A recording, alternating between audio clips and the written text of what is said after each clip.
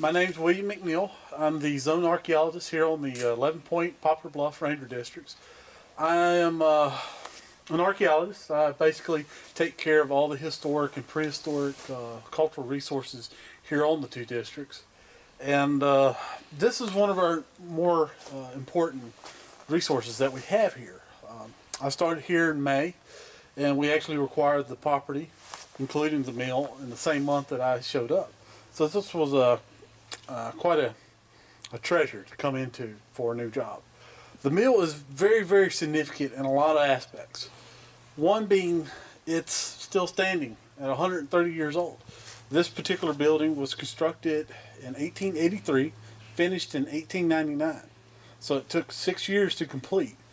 And what's really very, very unique about this particular mill is the way it drives.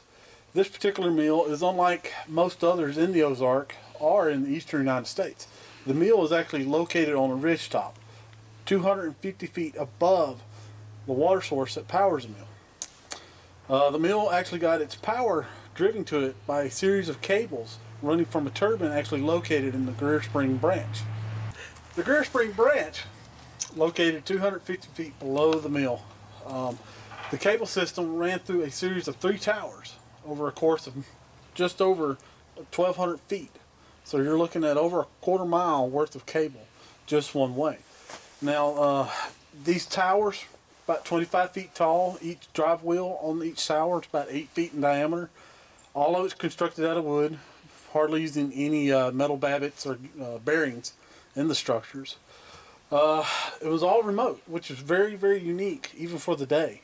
The miller could actually operate the inlet and outlet and the flow of the mill, either to power down or power up the mill, all remotely. So nobody actually had to be at the dam to actually control the inlet for the mill dam. So what's really, really helped having the mill up here is having for its customers. There were 2 prior mills before this one built by the same man, Captain Greer. The first 2 mills, the first one was built in 1860, just before the Civil War. And during the war, the first mill was actually burned down by bushwhackers. After the war, Captain Greer came back and knew that this part of the world needed to have a grist mill. And it was a good economic venture before the war, and he continued on and reconstructed the second mill in 1870. At the time, the mill was actually located in the deep valley where the Greer branch is. And it makes it very, very difficult for farmers to bring the product in to have it milled at his mill. And for Captain Greer to kind of help ease the pain for these local area farmers, he actually located the mill up on the ridge. And that's kind of what makes it very unique. Also, the mill, particularly this one, it's very, very interesting.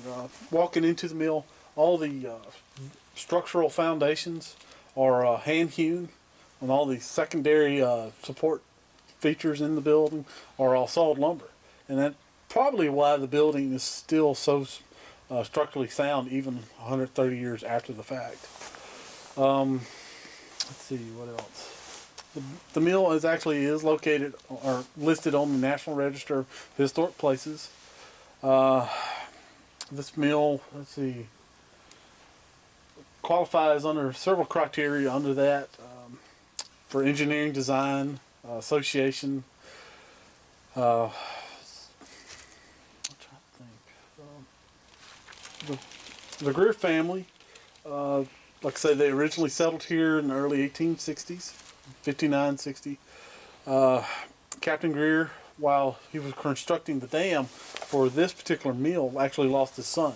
So he's actually one of 2 people that have actually died while falling into the Greer Spring branch. So he has a little bit of a family history tied here. The original house place is located just to the south of this mill. There's a small family cemetery with his kinfolk buried there. I'm not sure if Captain Greer is actually buried there himself, but all of this is located within the proximity of this particular mill.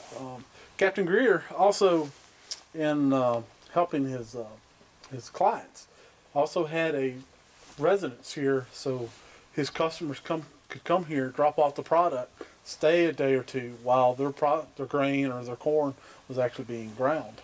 So he had conveniences built in for the mill itself. Now the actual milling process, the first two mills were probably the old-fashioned burrstone grist mills. This one here is a newer type roller mill setup, very similar to Alley and several other later mills built in the turn of the 19th, 20th century. This mill, typically for grinding wheat, they had 3 banks of rollers, would be placed on the first floor here. The second story would actually contain the silk screens for screening out impurities as they run through each successfully smaller and smaller grain roller. And then also off to the side, it would have a roller just for corn. And corn is a much softer grain than wheat, and that's why the grain requires 3 processings to get it down to workable material for bread and such. Corn, as I say, is a very smaller, softer grain, and it can be processed one time, so it's a much quicker product to produce. Let's see, can't think of anything else. Let's see. The mill, this particular mill operated from 1899 to roughly the early 1920s. So we had probably about 30, 40 years of continual operation. The last 2 decades, Greer sold out to his cohort, Mr. Mainprize, and then went through successful owners until Mr. Denning bought it up in 22, I think. And so about that time, the Industrial Revolution had picked up, and then the need and desire to have all these local mills kind of waned, where you could actually buy products at the local general store. So it decreased the need for having self-sustaining farmers come to the mills, and that's kind of why this one has died out, and many others here in the Ozarks. And also with the turn of the 20th century, you had consumerism and things like that also played into it, where you could get cheaper canned goods, processed goods from outside instead of the local miller being able to take care of it. Let's see. Were other products produced here other than grain and Ma'am? meal? Were other things produced here? Did This they saw particular lumber? meal, I think was strictly corn and grain. I think there was a sawmill located nearby, but I'm not real sure if it was actually attached to this particular meal. I know there was a sorghum processing plant closer to Brown's Crossing, just at the below the hill. I don't think there was a distillery here. I read that over at Markham Springs there was a distillery there that was operated at that mill. Another interesting fact, this particular mill is only one of 2 still standing in Oregon County. The other is Falling Springs Mill, which is located to the north and east of here. And it's a much different mill compared to this one. This is almost a mixture of a custom mill and an industrial size mill, whereas Falling Springs is a much smaller, customized mill, usually for performing small operations around the farm. And actually the Browns that lived and operated Falling Springs Mill actually brought their produce here to this mill to have it ground, because the machine was a lot better and a lot quicker, and you got a better product. So it was much further, but he got a better product. So Captain Greer, while he did operate the mill, had a pretty good booming business. And what's really interesting, the mill here was actually way more capable than the community had products. So this mill here could grind way more products than what could be supplied by the surrounding area, which is very, very interesting because, as I say, technology started coming in the 1920s, 1930s, kind of alleviated that.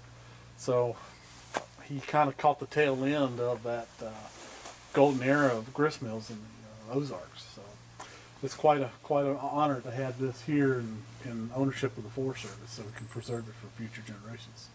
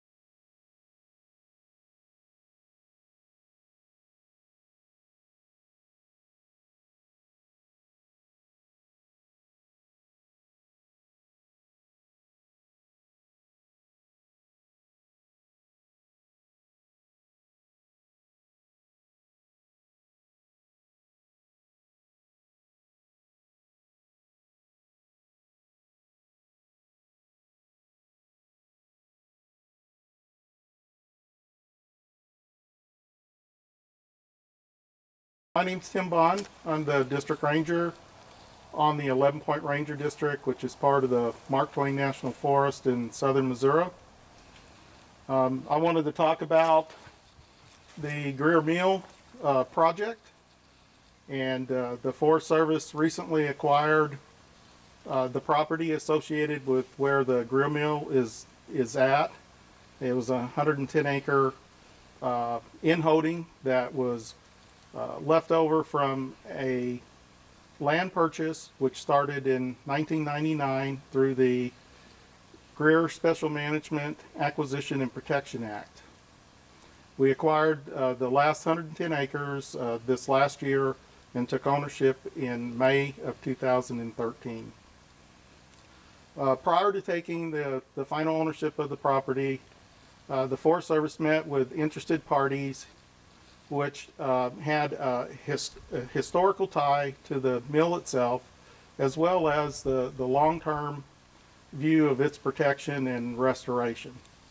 And from that, the Forest Service learned that there was high values associated with the mill site of achieving three goals. Interested public came up with 3 goals for the Greer Mill site, and that was to protect it, work on a restoration plan and stabilize the mill, and the third, to interpret the history of the mill in the area around Greer. Part of the activities that happened after those meetings was the establishment of a partner associated with the Forest Service, is the Friends of the 11 Point, which is a private group that was established, which is a nonprofit. Because the Forest Service doesn't have the resources to restore the mill on its own, this group, Friends of the 11 Point, will partner with the Forest Service to help us do that. Probably one of the more important facts about the mill itself is that it is listed on the Register of Historic Places. It was listed in 2006, which means that it has national significance related to its history. And that's one of the reasons why the Forest Service is so interested in restoring the areas, is because it does provide historical significance for America.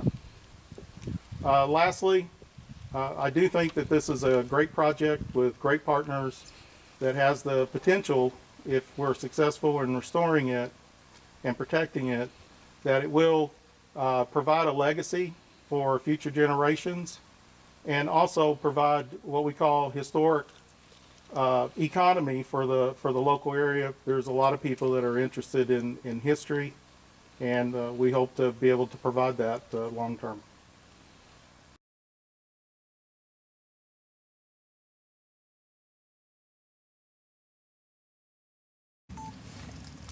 Okay, my name is Betty Wisterman Reddy, and my grandfather owned a store at the bottom of the hill, and he owned part of the Greer Spring. And he, years later, he sold, or didn't sell, he traded half of the spring for a field that Mr. Denning owned. And I would come down to the store and visit and that. And I have a cousin that lives over here close now. And my aunt lives right across the road there, Norma. And that's basically my connection to the mill building. What's your first memory of the mill? Oh, when I was a little girl. I was here then, way before me. Why do you think we should preserve this building? I think it should be preserved for our children and our children's children, so that they can see our history. I'm Susie Hofstadler Van Camp, and I was born and raised at Riverton. We had the canoe rental and hauled canoes up here all the time, and we would always look at the building when we'd go by, and lots of people made lots of comments about it, and it was off limits, and I would love to see it restored, so maybe we could get a little closer to it. It's just a part of history that we need to keep.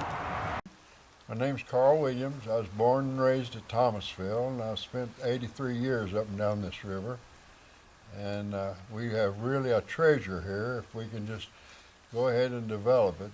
The people who haven't floated the river or been through the mill here have really missed something. Leaving Thomasville, the Middle Fork runs into the 11 Point, and then Barn Fork runs into 11 Points, and we have the Dripping Springs, and we have the Posey Springs, the Blowing Springs, and Greer Springs, and Graham Springs, and Roaring Springs. Beautiful, beautiful. We've got treasure here if we could just get it, make people aware of it. I'm 83 years old, and I've been in 70-some countries. I received my master's at Oxford. That's Oxford, Mississippi.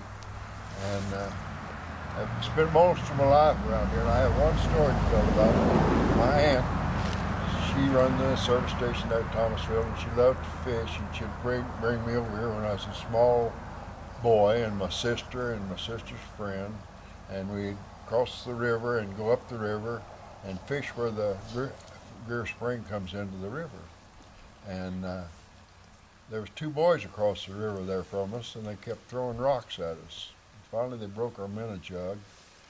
But when we left, we was coming up the hill, and my aunt says, "Carl, you got a knife?" And I said, "Yes, I have. Get out here and cut me 2 hickories. We're going to whip those boys. Teach them a lesson." Well, I cut the hickories, and she turned around and went back down, and the boys were still walking up the hill. She stopped.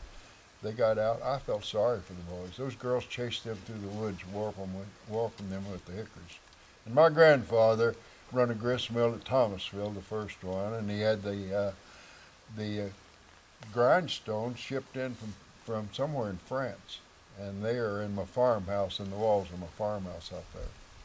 Now, that's my connection here. But I've walked down the path many times. Have you ever been inside the building? I walked through it, but this still had a lot of things in there now, and I understand now most of everything is gone. But it has such potential. I wish we could bring it up to the par with Alley Springs, but that's in the future. I'll probably never see it. Why do you think we should save it? Pardon? Why do you think we should save it? Oh gosh, I think all these things should be saved. I floated the Nile River from Alexandria to the Oswan Dam, and the things that have been saved there. I floated the Rhine River in Germany, the old castles, the cats on the Rhine.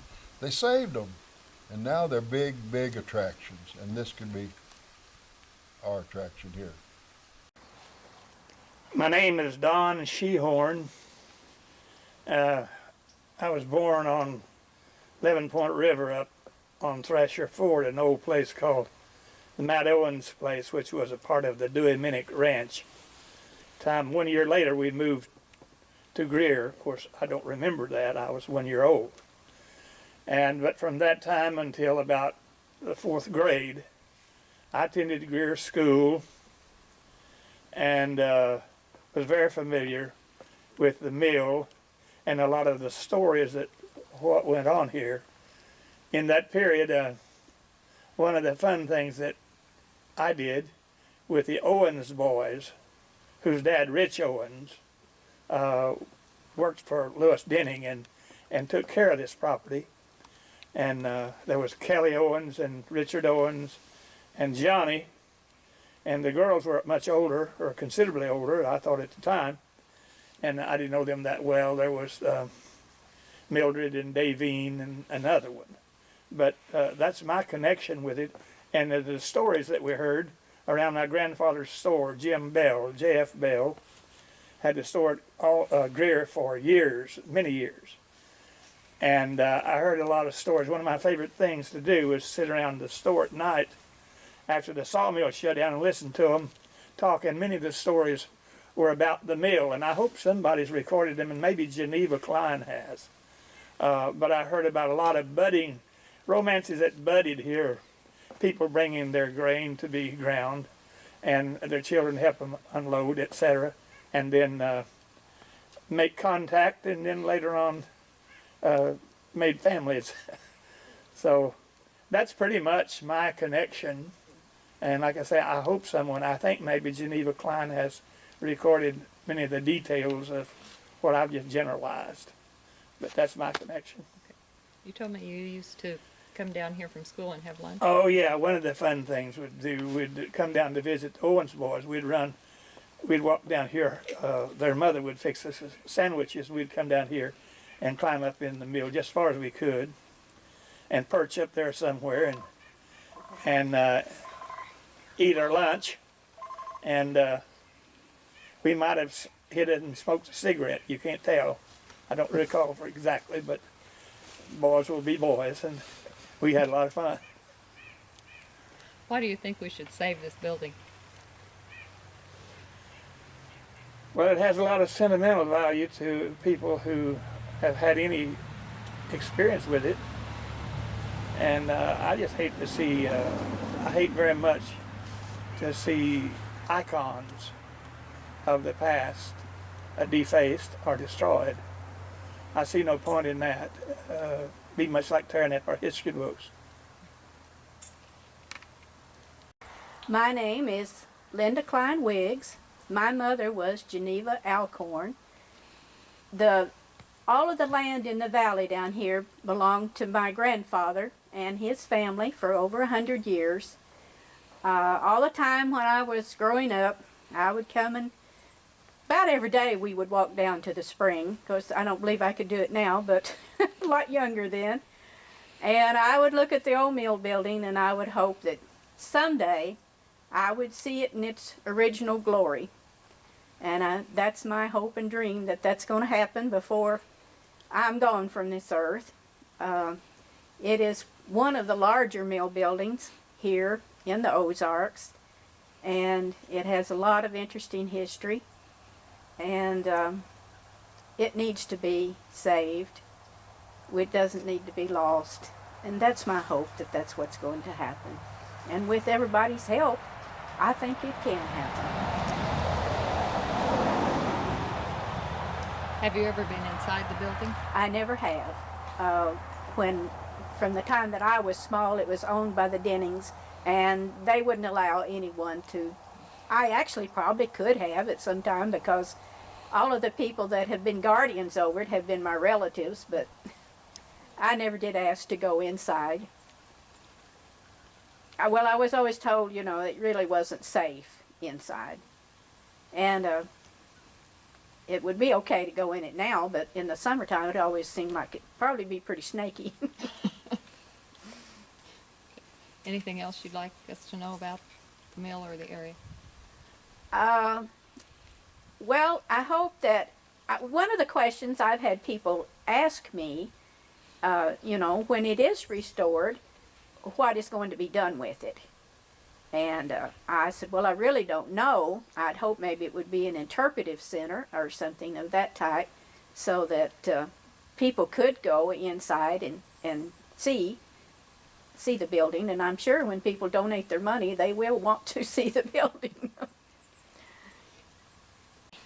I'm Jo Beth Pruitt, and this is Brian Sloss, and this is Clara Williams. We have a fourth member of our group, which is called 11 Point Friends of the 11 Point River, and the fourth member is an attorney named Ed Ed Clausing. Clausing from Jefferson City, who of course could not be here today. The reason we decided to start the nonprofit was because this mill had sat here for years, neglected, and the Forest Service was able to acquire it in May of 2013, and they were open to the idea of us restoring and saving this mill for future generations, and that's kind of why we got. That's why we kind of got the project going, and personally, I just hate to see all the history of this area just slowly disappear, and this is one piece that's extremely unique. It took a lot of ingenuity, a lot of hard work, and I think a lot of the younger generation in this area can really look to this, because it's only a couple generations removed that it was done, to see what they can accomplish, and this was a major accomplishment for its time.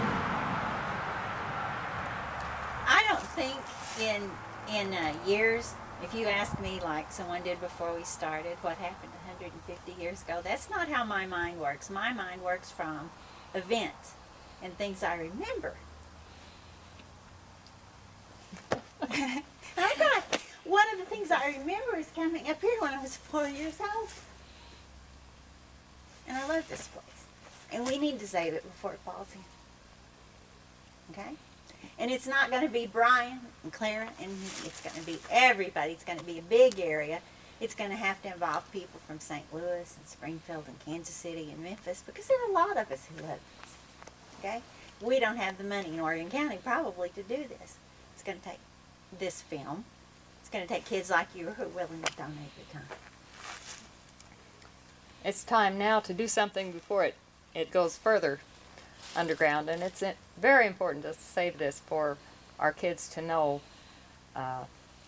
where they came from and what a struggle it was just to live. This mill and others made it possible for the settlers to provide food for themselves without literally spending every day with a mortar and pestle grinding up corn. It freed them to develop the area, to spend their time with schools and other pursuits. It's a very important cultural and economic icon for this whole area, and it's important to save these things. When my grandfather was 14, his family died from the Spanish flu that went through this area. And some of you older people may remember that. I don't remember it, thankfully, but I've read a lot about it. And he had to go to work paving the first road that was ever paved in Oregon County. And, there's just so much history here that we're losing because no one has done anything to save it. People don't know where, for example, what the lady was telling us off camera, we don't know about Indian mounds. We don't know about the things that are in our area unless somehow we preserve that history. And I think that's our goal here, is to preserve one of the most important pieces of history we have in Oregon County, this Greer Mill. And this mill is unique, not just for Oregon County. You could drive all day and not find another that used this technology. It was very unusual for its day and time, and it still is. And you can correct me, but I think one of the important parts about that history, from what I read, was Samuel Greer took in a partner who had the expertise to do what had to be done here when this mill was built. And if you're from Thayer, you certainly recognize the name George Main Prize, because we've had a George Main Prize for as long as I can remember. And he took someone in as a partner in order to accomplish what he accomplished here. So that's what we're trying to do, is find partners to restore what they accomplished. It's an older neighbor of mine as I was growing up who grew up over on what the people in Ozark vernacular call Hurricane Creek instead of Hurricane.